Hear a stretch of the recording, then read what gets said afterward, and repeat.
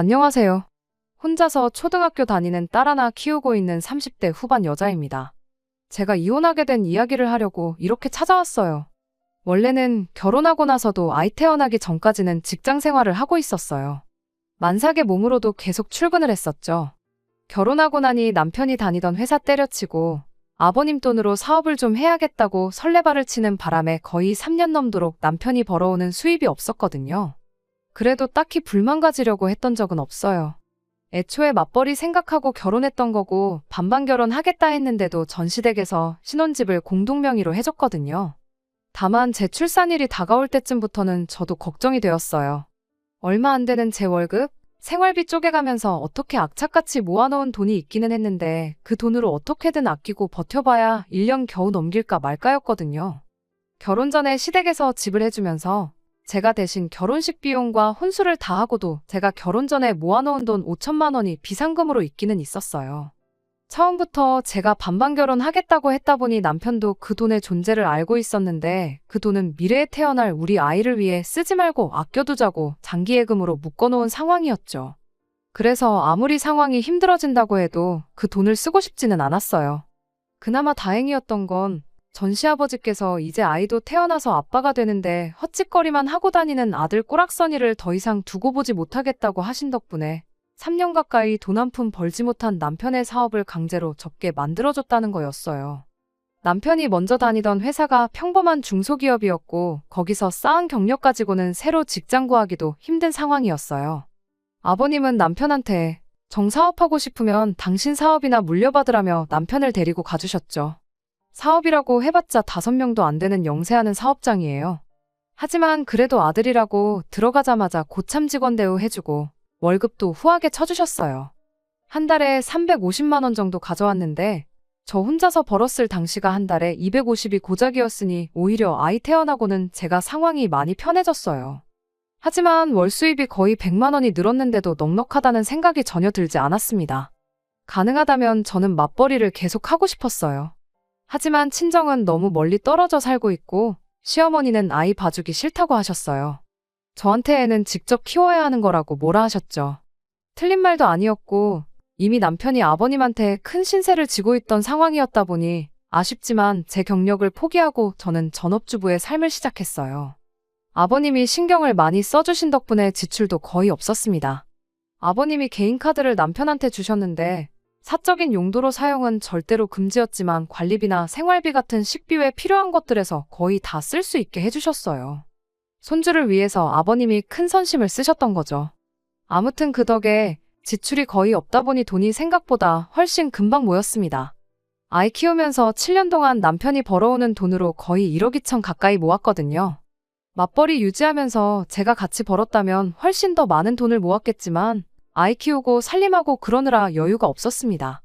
딸아이가 어린이집 갈 나이가 돼서 복직도 생각해보긴 했는데 경력 단절이 오래돼서 그런가 취직 자리 구하는 게 여간 힘든 게 아니었어요. 아무튼 남편이 자기 월급으로 벌어오는 돈이 어느 정도 모이기 시작하니 욕심이 나기 시작했나 봐요. 자기가 벌어온 돈으로 모은 게 결혼 전에 제가 모아놓았던 돈 5천만 원보다 액수가 많아지기 시작하니 경제권 이야기를 꺼내더군요. 원래 제가 외벌이할 때야 외벌이였으니 돈 관리를 제가 했었고 아이 태어나고 남편이 아버님 사업장에 나가기 시작하면서부터는 또 제가 전업주부가 되었으니 돈 관리를 도맡아 하고 있었거든요. 그런데 남편이 제 돈 5천은 제가 알아서 관리하라고 하더니 자기가 벌어온 돈 관리는 자기가 직접 하고 싶다고 말을 해왔어요. 남편이 원래부터 사업 욕심이 있던 사람이다 보니 솔직히 내키지 않았습니다. 괜히 돈이 어느 정도 모이면 또 잘 다니고 있는 아버님 회사 그만두고 자기 사업 차리겠다고 설레발을 칠까 봐서 말이죠. 남편은 어차피 이제 아버지가 은퇴하시면 그 사업이 내 사업이 될 텐데 이제 와서 내가 무슨 사업을 하겠냐고 그럴 일 없다고 딱 잡아댔어요. 그래서 사업은 절대 안 하는 걸로 약속하고 통장도 제가 보여달라고 할 때마다 잔액을 확인시켜주기로 하고 그렇게 경제권을 남편한테 넘겼습니다. 아쉬운 게 없지는 않았어요. 원래는 남편이 저한테 용돈을 받았었는데 남편이 직접 관리하게 되니 자기 용돈부터 늘리더라고요. 그렇다 보니 돈 모이는 속도가 눈에 띄게 줄어들었죠. 제가 집에서 가사와 육아를 도맡아 하고 있긴 했지만 남편이 버는 돈이니 그걸 가지고 너무 뭐라고 하지는 않기로 했습니다. 또 제가 돈 관리할 적에는 워낙에 아끼고 아껴 쓰기도 했었으니 말이죠. 그래도 남편의 지출 내역은 어느 정도 알고 싶었습니다. 통장 내역을 확인시켜달라 했더니 용돈으로 쓰는 돈은 카드가 아니라 현금 인출분이 많았어요. 남편한테 이건 어디다 쓴 거냐고 물어봤지만 사업상 인맥 관리하느라 현금이 좀 필요하다며 대답을 얼버무렸죠. 대충 어디다 썼는지는 알 것 같아요. 아버님이 개인적인 용도 아니면 사용하지 말라고 카드를 주셨다고 했잖아요? 그런데도 사업주인 아버님 모르게 개인 돈으로 그것도 현금으로 몇십만 원씩 쓰고 있는 걸 보면 뭐 용도가 뻔했죠. 대신 저도 더 캐묻지는 않았어요. 모르는 게 약이라는 말도 있고 남편도 말하길 아버님이 보수적인 성격이라 사업을 더 키울 방법이 있는데도 불구하고 모르는 척 하고 계신다고. 그래서 자기가 지금부터라도 아버님 몰래 사업을 키워나갈 밑준비를 하는 거라고. 입에 침이 말라서 거품이 될 때까지 열심히 짓거리길래 한번 얼마나 잘하나 보자는 시기였어요. 아무튼 모아놓은 돈 까먹는 것도 아니고 어쨌든 적당히 만족할 만한 금액을 꾸준히 저축해주고 있는 모습을 보여줬었으니 그땐 저도 그 말을 믿었습니다. 그러던 중 제가 모아놓은 돈을 예금에만 묵혀두자니 문득 좀 아까운 거 아닌가 하는 생각이 들었어요. 그때가 막 코인이니 주식이니 엄청 열풍일 때였거든요. 저도 사실 결혼 전에 주식으로 조금 재미를 본 사람 중 한 명이에요. 그때는 뭘 알아서 한 게 아니고 친한 지인 중에 주식 열심히 하는 사람이 추천해주는 거 듣고 조금씩 투자해서 돈을 벌었던 적이 있었거든요. 나중에는 판이 커져서 결혼 전 30이 되기 전에 제 통장에 1억 원을 만들었던 적도 있었죠. 그래서 제가 반반 결혼하자고도 먼저 말했던 거고 안 하게 되었어도 결혼식 비용에 혼수까지 다 마련하고도 5천만 원이나 남겨놓았던 거예요. 결혼 후에도 사실 계속 주식 투자를 하고 싶은 마음이 어느 정도 있었는데 막상 결혼하니 남편은 남편대로 돈 한 푼도 못 벌어오지. 내 돈으로 주식한다고 하면 남편이 나를 어떻게 생각할까 걱정도 되지 해서 그냥 그때부터 주식은 잊고 살았습니다. 하지만 이젠 남편이 제 돈 5천은 제 맘대로 굴려도 된다고 했으니 그리고 전업주부 하면서 시간도 어느 정도 비었기 때문에 이참에 주식을 제대로 한번 공부해볼까 싶었습니다. 무엇보다 경력이 끊겨서 취직 못하는 아쉬움에 대한 보상심리도 컸던 것 같아요. 7년에 1억 2천이면 꽤나 잘 모은 편이라고 생각하지만 날이 갈수록 서울 집값이 상승하는데 적어도 우리 부부 노후자금 빼고도 우리 딸 결혼할 때 뭐라도 하나 해줄 돈은 있어야 하지 않겠나 싶더라고요. 아이 학교 보내고 집안일 다 끝내놓고 나면 시간이 꽤나 남는 편이라서 제 나름대로 관련 인터넷 강의도 찾아보고 책도 사고 열심히 머리 싸매고 공부를 했죠. 그렇게 한두 달 정도는 모의 투자도 해보면서 감을 되찾기 시작했고 저한테 운뿐만 아니라 실력도 따라준다는 확신이 생기는 그날의 5천만 원 전부를 가지고 주식을 시작했습니다. 당시 남편한테도 제가 주식을 시작할 거라는 말도 했었어요. 제가 관심 있어 하던 투자 종목 몇 개도 설명해줬죠. 혹시나 안 좋게 생각할까봐 미리 말한 것이기도 하지만 허락을 구하는 게 아니라 제 미래 계획을 설명해줬던 거죠. 어느 정도 자신도 있었고 남편도 이제 자기 돈을 따로 관리를 하고 있었으니 관심 있으면 내가 정한 종목에 같이 한번 투자를 해보겠냐고 물어봤습니다. 그때 남편은 콧방귀를 뀌며 아줌마가 주식은 무슨 주식이냐고 비웃었어요.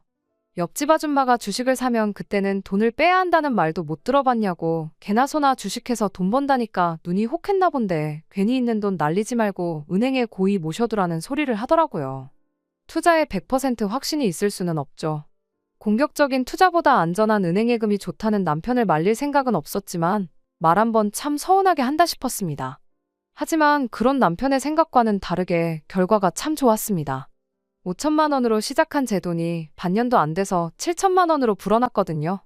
5천만 원으로 시작했으니 본전은 다시 예금에 묶어두고 이제 그 2천만 원만 굴려볼까 그런 생각을 하던 찰나에 또 몇 가지 종목을 보니까 확신이 생기는 게 있어서 반대로 그 2천만 원을 예금해놓고 원래 시작했던 원금 5천을 굴려야겠다는 생각이 들었어요. 반년 만에 2천만 원 만들어낸 자신감 때문에 그랬나 괜히 용기가 생기더라고요. 잃어봤자 절반이다. 2천만 원은 아예 벌었던 적도 없는 돈이라고 생각하자 다짐하고 나름 리스크 관리도 했습니다. 그런데 제 확신은 보기 좋게 빗나가고 말았죠. 찔끔찔끔 올라가던 주식이 다음날 아침에 아이 학교 보내고 집안일 마치고 나서 점심때쯤 확인해봤더니 한 번에 10%가 빠졌더라고요. 묶어둔 돈 2천만 원을 생각 안 하면 이미 손해를 본 거나 마찬가지니 저는 좀 더 버텨보기로 했어요. 처음 다짐했던 대로 제 자본금이 절반이 되는 순간 평생 주식은 쳐다도 보지 말고 살자는 생각으로 두고 보기로 했습니다. 그런데 문제는 제 주식이 회복을 하기는커녕 또 찔끔찔끔 빠지기 시작하더니 한 달 뒤에는 거기서 또 10%가 빠져버렸습니다. 남편은 내 그럴 줄 알았다며 어떻게 소 뒷걸음질에 개구리 한 마리 잡은 걸 가지고 실력이라고 착각해서 있는 돈도 날려먹게 생겼다며 비아냥거렸죠. 그냥 1,000만 원 벌은 걸로도 잘한 거니까 이참에 큰 교훈 하나 얻었다 생각하고 털고 나오라고 끝까지 저를 놀리더라고요. 그때는 그냥 리스크고 뭐고 오기가 생겨서 빼기가 싫었어요. 내 돈 5,000만 원 포기하는 한이 있더라도 끝까지 들고 가자는 생각이었죠. 그래서 은행에 예금해뒀던 그 2,000만 원까지 꺼내서 소위들 말하는 물타기를 시작했죠. 남편은 끝까지 저를 두고 장난칠 생각밖에 없더라고요. 나중에 다 잃고 나서 나한테 돈 달라고 하지 말아라 하면서 말이죠. 하늘은 참 무심하게도 제 주식만 계속 내리는구나 싶었어요. 하지만 그때는 저도 제 눈이 틀리지 않았다는 걸 남편에게 증명해주고 싶어서 나중에는 남은 돈까지 탈탈 털어서 주식을 추매했습니다. 그날부터는 스트레스 때문에 일부러 주식 잔고는 확인도 안 했어요. 그냥 죽어라고 경제 관련 기사나 뉴스 찾아보고 다른 투자처를 찾는데 여념이 없었죠. 그러다가 얼마 지나지 않아서 시어머니가 아는 분들과 놀러 나갔다가 손목을 크게 다치시는 일이 있었어요. 큰 부상은 아니었지만 집안일을 할 수 있는 상황이 아니셔서 아침에 아이 학교 보내고 제 집안일 하고 나면 시댁으로 출근을 해야 했습니다. 시어머니 대신 집안일 도와드리고 식사 준비도 해놓고 해야 했으니까요. 말씀드렸다시피 당시 아버님께 큰 신세를 지고 있던 거나 다름이 없었기에 저는 이걸 시집살이라고 생각하지는 않았어요. 오히려 갚을 길이 없었는데 이렇게라도 도움을 드리니 다행이다 싶었죠. 대신 그렇게 아침에는 저희 집, 점심에는 시댁 가서 집안일이며 음식이며 해야 했다 보니 어머님 손목이 괜찮아질 때까지 주식은커녕 관련 뉴스 찾아볼 시간도 없었습니다. 그런데 시어머니 손목이 다 나음과 동시에 아주 대박이 터져버렸어요. 제가 투자하고 있던 회사에 엄청난 호재가 생기게 된 거예요. 일부러 꾹 참고 안 보고 있었는데 그 소식을 들으니 주식 잔고를 확인하지 않을 수가 없더라고요. 아니나 다를까 정말 대박이라는 말밖에 할 수가 없을 만큼의 수익이었습니다. 7,000만 원을 있는 그대로 꼬라박은 제 주식이 거의 5배 가까이 불어나 3억이라는 거액이 되었거든요. 그때는 저도 더 욕심부리면 안 되겠다 싶어서 그냥 털고 나왔어요. 여담이긴 하지만 그때부터 계속 쥐고 있었다면 지금은 거의 7억 정도 되는 거액이라는 게 아쉽긴 하네요. 하지만 그때는 그게 최선의 선택이었으니 후회는 없어요. 이미 수익은 낼 만큼 냈으니까요. 정말 스스로도 대견스러우면서도 놀라웠죠. 저희가 7년 동안 끔찍하게 모아서 1억 2천을 모았는데 저는 거의 1년 조금 넘는 기간에 그 2배 이상을 만들어냈으니까요. 월급 200원짜리 받던 나도 이렇게 큰 돈을 벌 수 있었구나 하는 성취감도 들었고 아직 많이 모자라긴 하지만 이젠 이걸 자본 삼아 부동산 쪽으로 투자를 하면 적어도 우리 딸 하고 싶은 공부가 있으면 유학을 보내주던 아니면 결혼할 때 떡하니 집 한 채를 사주던 해줄 수 있는 건 다 해줄 수 있겠구나 싶었습니다. 그 와중에 남편은 그 큰 돈을 벌었다는데도 전혀 기뻐하는 반응을 보이지 않았습니다. 오히려 얼굴에 그늘이 가득했죠. 응당 기뻐해야 할 소식에 조금도 밝은 표정을 보이지 않는 남편을 보니 괜히 걱정이 되기 시작했어요.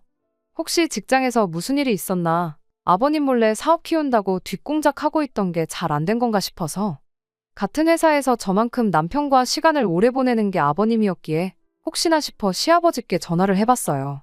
그런데 오히려 아버님은 저한테 묻고 싶었다고 하더라고요. 집에 무슨 일이라도 있냐며.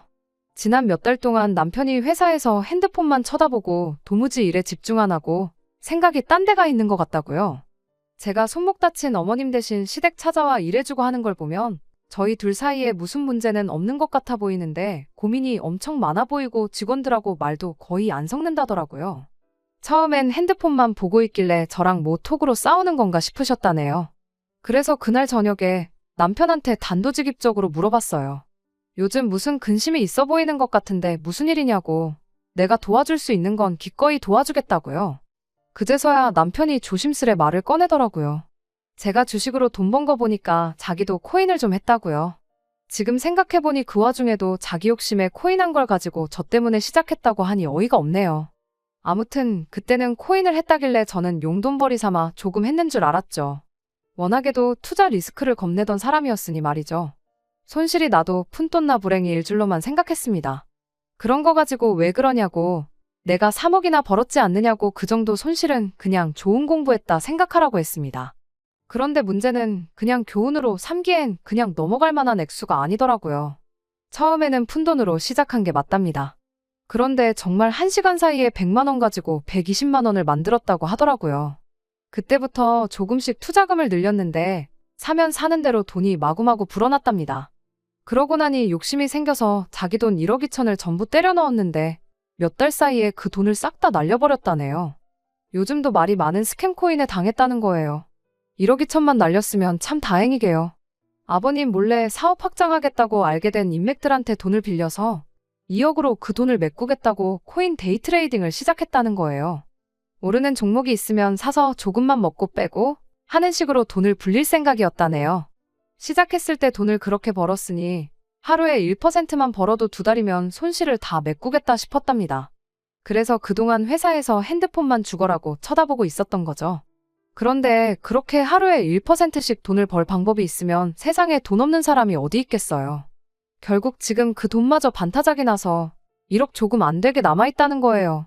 저희 돈 1억 2천 날린 건 둘째치고 거기에 빚까지 1억 손실이 생겼으니 남편 입장에선 하루하루가 소위 똥줄 타는 상황이었던 거죠. 제가 도와준다고 했으니 이실 찍고 하는 거라면서 지금이라도 1억 남아있는 거 뺄 테니 저보고 1억을 메꿔달라고 뻔뻔하게 부탁을 해오더군요.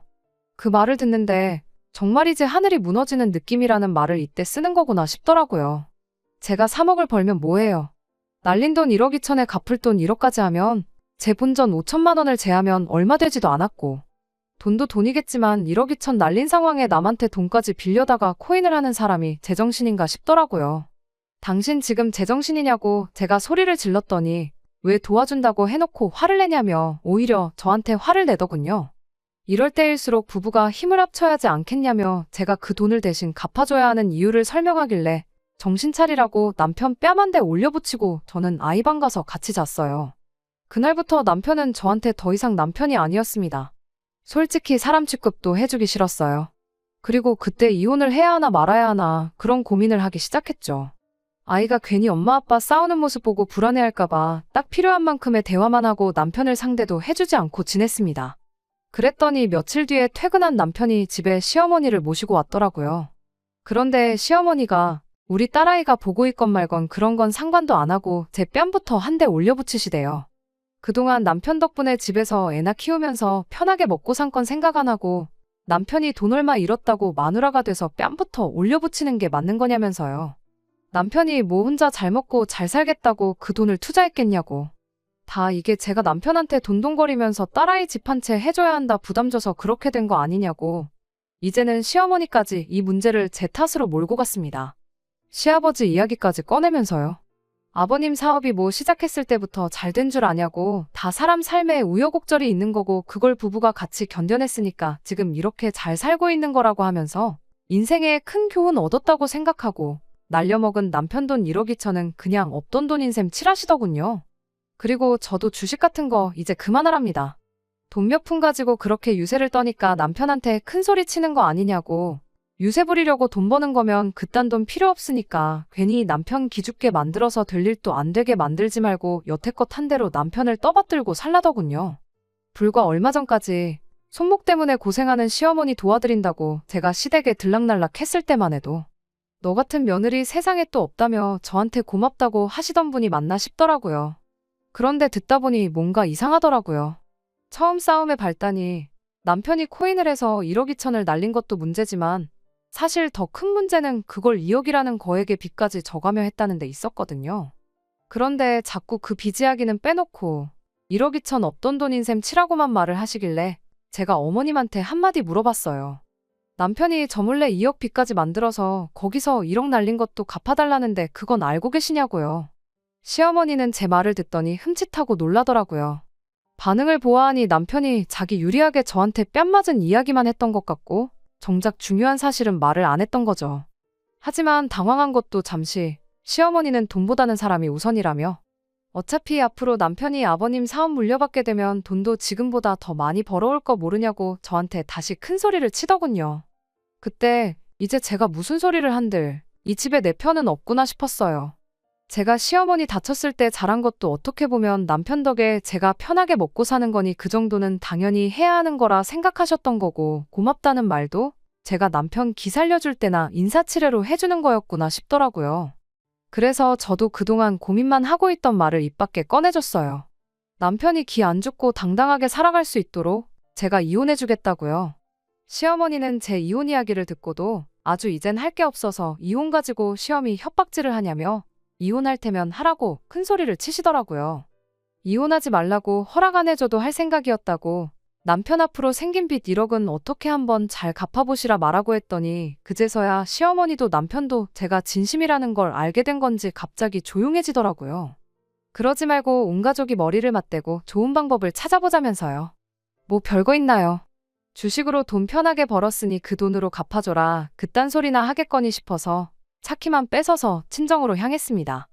애 학교는 보내야 하니까 차는 가져가겠다 하니 아무 말도 못하더라고요. 제가 기어이 아이 데리고 친정으로 향하고 나니 그때부터 시어머니한테 전화기에 불이 날 정도로 연락이 왔어요. 그제서야 시어머니도 현실을 깨달으신 것 같더라고요. 하지만 저는 아랑곳하지 않고 선언한 대로 이혼 서류 작성해서 집으로 보내고 착실히 이혼 준비를 시작했지요. 나중에 가서는 시어머니가 양육권 가지고 앞으로 애는 볼 생각 말라고 생트집까지 잡았는데 막상 이혼이 확실시되니까 남편도 현실을 깨달은 건지 아무 말 없이 양육권을 저에게 넘겼네요. 제일 걱정했던 게 아무래도 재산 분할이었어요. 이혼은 이혼대로 하는데 제 돈은 돈대로 줘야 할까 봐서요. 그 돈이면 남편 빚은 갚을 수 있었을 테니 말이에요. 그런데 혼인기간도 길었고 또 제가 외벌이로 신혼 초기에 돈을 벌어왔던 점, 그리고 가사와 육아를 저 혼자 도맡아 했던 거에 더불어 그간 모아놓은 돈을 남편이 전부 날려먹은 것까지 전부 기여도가 참작이 되어서 시아버지가 사준 집이었지만 집 또한 재산분할 대상에 포함되는 바람에 제 걱정과는 다르게 저한테는 되려 이득이었어요. 얼마 전에 시아버지한테 연락이 왔었습니다. 남편 빚은 집 팔아 갚았고 당신이 땡전 한 푼 도와주지 않았다고요. 그리고 저렇게 정신머리 없는 놈한테 당신 사업을 물려줄 생각이 싹 사라졌다며 사업장에서 남편을 쫓아내셨다네요. 아버님 몰래 뒤에서 사업 확장해본다고 이 사람 저 사람 만나고 다니며 접대하러 다닌 것도 아버님 딴에는 건방지고 기분 나빠서 절대 남편을 다시 쓰지 않을 계획이라는 말까지 해주셨어요. 그래도 집 팔아 빚 갚고 남은 돈은 도로 가져가지 않으셨답니다. 그래도 하나뿐인 자식이니 이해는 갔어요. 사업 욕심이 있는 녀석이니 이번 일로 정신 차렸거든 뭐라도 하지 않겠냐는 기대를 하시네요. 저야 뭐 이혼까지 한마당에 거기서 싫은 소리 하고 싶지도 않았고 그냥 잘 됐으면 좋겠네요 하고 대답해줬습니다. 통화 말미에는 아버님이 저한테 미안하다고 사과까지 해주셨어요. 자식 교육 제대로 못한 것도 미안하고 저같이 좋은 며느리를 어디서 또 얻겠냐며 그것도 아쉽다고 하시더라고요. 생각해보면 아버님한테는 신세를 많이 졌었죠. 시댁 식구 중에 유일한 정상인이기도 한 것 같네요. 그렇다고 제 이혼을 후회하지는 않아요. 제가 아버님 아들하고 결혼한 거지 아버님하고 한 건 아니니까요. 친정에서는 맘고생 많았다며 그냥 친정에서 아이랑 같이 5식구가 같이 살자고 하시는데 저도 이제 제 스스로 제 인생 책임질 수 있는 자신이 있어서 괜찮다고 했습니다. 혼자 힘으로 아이 키우면서 사는 게 쉽지는 않겠지만 그래도 지금 제 수중에 있는 돈 다시 제대로 한번 굴려서 우리 딸 원하는 거 다 해줄 수 있는 그런 슈퍼맘이 돼보려고요. 끝까지 들어주셔서 감사합니다. 오늘의 사연은 여기까지입니다. 구독과 좋아요, 알람 설정 부탁드리고 더 좋은 사연으로 다시 찾아뵙겠습니다. 감사합니다.